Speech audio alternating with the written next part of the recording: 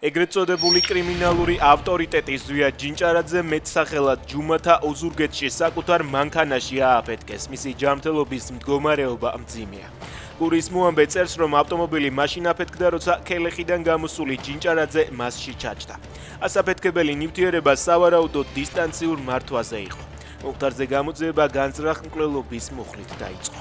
ყოფილმა ვიცე-პრემიერმა და გაზის კორპორაციის ყოფილმა დირექტორმა სუსი თითქმის 6 საათიანი გამოკითხვის შემდეგ დატოვეს.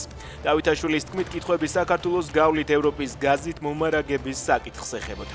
იყო კითხვები ჩვენი აქტიური მონაწილეობა მომარაგების კუთხით რამდენად შეიძლება ქმნიდეს რისკებს ან არ ქმნიდეს, თქვა ყოფილმა ვიცე-პრემიერმა უწყების დატოვების შემდეგ.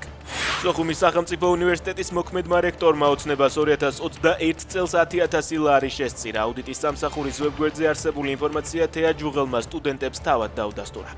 ახალგაზრდები ოცნების განათლების რეფორმას აპროტესტებენ, რომელიც უნივერსიტეტისთვის მხოლოდ 2 ფაკულტეტის დატოვებას ითვალისწინებს. ეგრეთ წოდებული დონეცკის სახალხო რესპუბლიკის სასამართლომ ქართველ მებრძოლს 47 წლის ზაზა ცხოვრებაძეს მკაცრი რეჟიმის კოლონიაში 14 წლით პატიმრობა დაუსწრებლად მიუსაჯა. მასზე საერთაშორისო ძებნა გამოცხადდა. ცხოვრებაძე რუსეთის წინააღმდეგ წლებია ებრძვის, მიღებული აქვს სახელმწიფო ჯილდოებიც.